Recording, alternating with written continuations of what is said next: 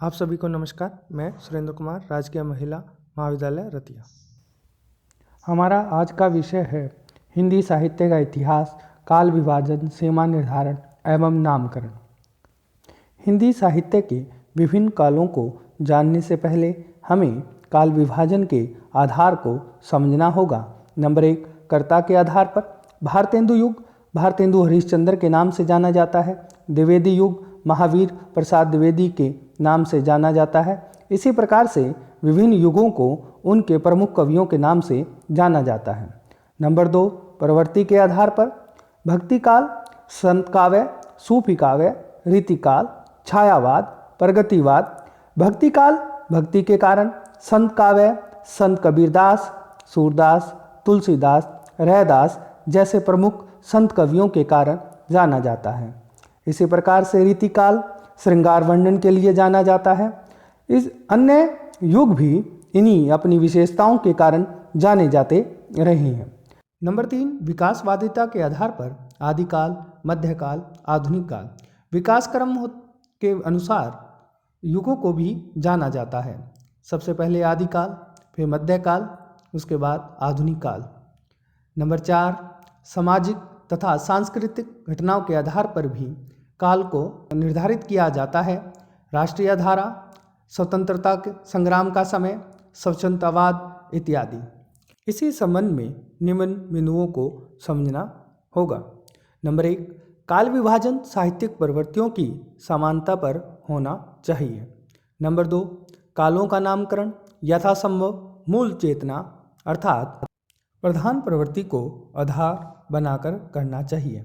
Number 3, युगों का सीमांकन अर्थात उनकी समय सीमा मूल प्रवृत्तियों के आरंभ और समापन के अनुसार होनी चाहिए।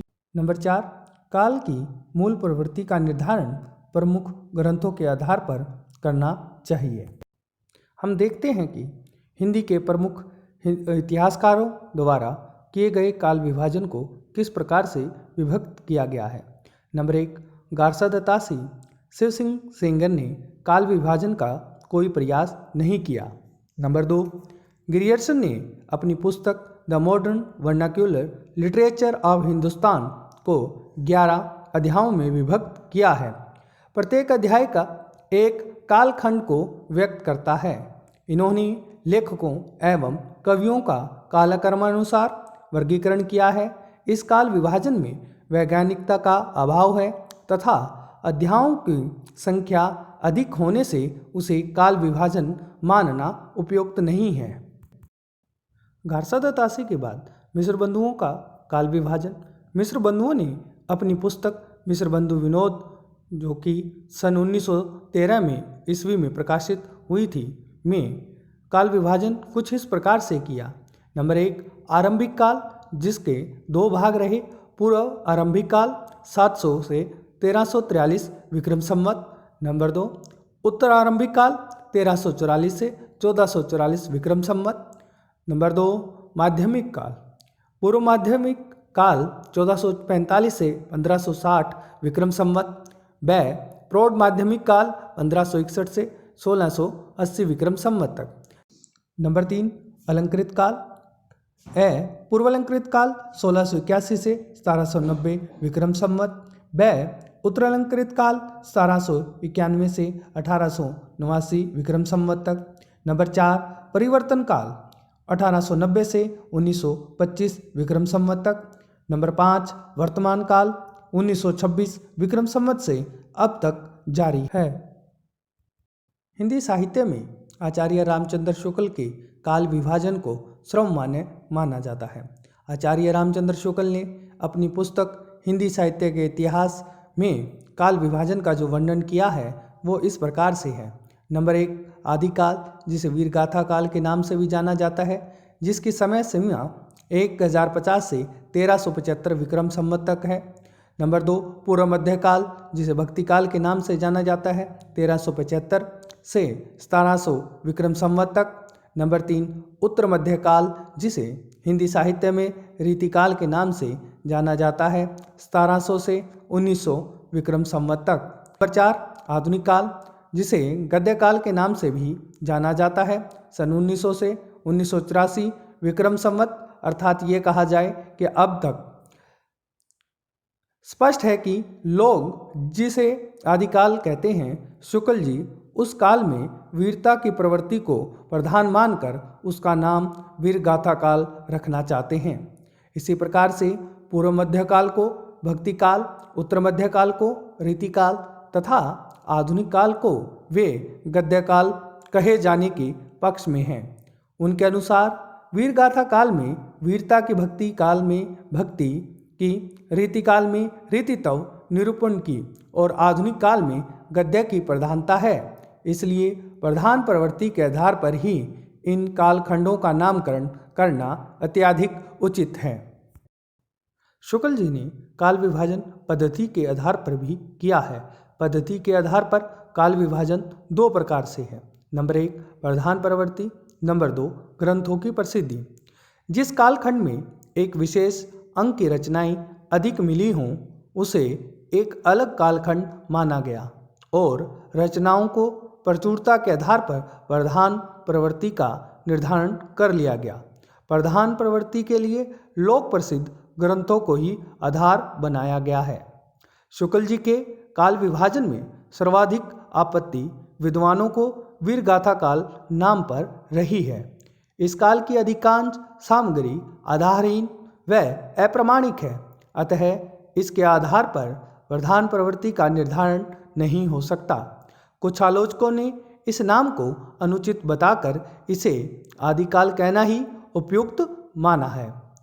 एक अन्य प्रवृत्ति को प्रधानता देकर शेष को गौण मान लेने का दृष्टिकोण भी कुछ लोगों के मत से एकांगी है, जो इतिहास की अधूरी एवं एक पक्षीय व्याख्या करता है, जो वैज्ञानिक दृष्टि से खरा नहीं उतरता। फिर भी यह कहना उचित है कि शुक्ल जी की काल विभाजन पद्धति का आधार तर्कसंगत एवं पुष्ट है। उसका काल विभाजन सरल एवं स्पष्ट है। अधिकतर प्रवृत्ति इतिहासकारों ने इसी का आधार ग्रहण किया है। आचार्य रामचंद्र शुक्ल के बाद डॉक्टर रामकुमार वर्मा के द्वारा काल विभाजन किया गया। डॉक्टर रामकुमार वर्मा ने अपने इतिहास ग्रंथ हिंदी साहित्य का आलोचनात्मक इतिहास, जो कि सन 1978 ईस्वी में प्रकाशित हुआ, में विभिन्न नामों के द्वारा काल विभाजन किया। नंबर 1 संधि काल 750 विक्रम संवत से 1000 विक्रम संवत तक। नंबर 2 चारण काल 1000 विक्रम संवत से 1375 विक्रम संवत तक।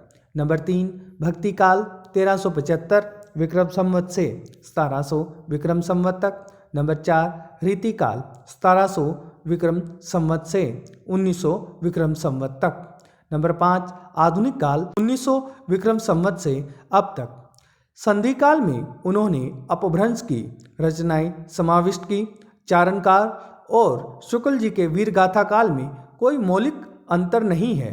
वीरगाथाओं के रचयिता चारण कहलाते हैं। शुक्ल जी ने नामकरण रचना की प्रवृत्ति के आधार पर किया, जबकि डॉक्टर वर्मा ने रचनाकार के आधार पर काल विभाजन किया। डॉक्टर गणपति चंद्रगुप्त का काल विभाजन।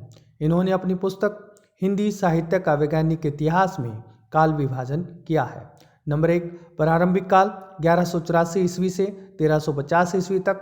नंबर 2 मध्यकाल पूर्व मध्यकाल 1350 से 1500 ईस्वी। उत्तर मध्यकाल 1500 से 1857 ईस्वी तक। नंबर 3 आधुनिक काल 1857 से 1965 ईस्वी तक। डॉक्टर गणपति चंद्रगुप्त का मत है कि हिंदी के प्रारंभिक काल एवं मध्यकाल में 3 प्रकार का काव्य मिलता है, जो कि इस प्रकार से है। नंबर 1 धर्माश्रित काव्य। नंबर 2 राज्याश्रित काव्य। नंबर 3 लोकाश्रित काव्य। विभिन्न कालखंडों में विकसित काव्य परंपराओं का विवरण डॉक्टर गुप्त ने इस प्रकार किया है। नंबर 1 प्रारंभिक काल धार्मिक रास काव्य परंपरा, संत काव्य परंपरा, जो कि धर्माश्रित काव्य के साथ जुड़ी हुई है। नंबर 2 मध्यकाल, जिसमें नंबर 1 संत काव्य परंपरा, नंबर 2 पौराणिक गीति परंपरा, नंबर 3 पौराणिक प्रबंध काव्य परंपरा, नंबर 4 ऋषिक भक्ति काव्य परंपरा धर्माश्रित काव्य के साथ जुड़ी हुई है। नंबर 1 मैथिली गीति परंपरा, नंबर 2 ऐतिहासिक रास काव्य परंपरा, नंबर 3 ऐतिहासिक चरित काव्य परंपरा, नंबर 4 ऐतिहासिक मुक्तक काव्य परंपरा जो कि राजाश्रित काव्य के साथ जुड़ी हुई है। नंबर 1 शास्त्रीय मुक्तक परंपरा, जिसमें उसका जो दूसरा भाग रोमांसिक कथा काव्य परंपरा, स्वच्छंद प्रेम काव्य परंपरा जो कि लोकाश्रित काव्य परंपरा के साथ जुड़ी हुई हैं। हिंदी साहित्य के काल विभाजन का विभिन्न विद्वानों द्वारा विभिन्न कालखंडों का नामकरण किया गया है। नंबर 1 आदिकाल, जिसे विभिन्न नामों से भी जाना जाता है। वीर गाथा काल, जिसे आचार्य रामचंद्र शुक्ल ने नाम दिया। आदिकाल हजारी प्रसाद द्विवेदी। चारण काल डॉक्टर रामकुमार वर्मा। बीज वपन काल महावीर प्रसाद द्विवेदी। सिद्ध सामंत युग राहुल सांकृत्यायन। आरंभिक काल मिश्र बंधु। प्रारंभिक काल डॉक्टर गणपति चंद्र गुप्त। नंबर 2 पूर्व मध्य काल, जिसे भक्ति काल भी कहा जाता है। नंबर 3 उत्तर मध्य काल, जिसे विभिन्न नामों से विभिन्न विद्वानों के द्वारा नामकरण किया गया है।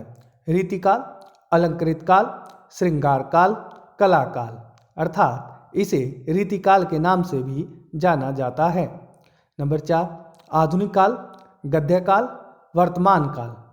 स्पष्ट है कि प्रथम कालखंड के नामकरण पर ही अधिक विवाद है।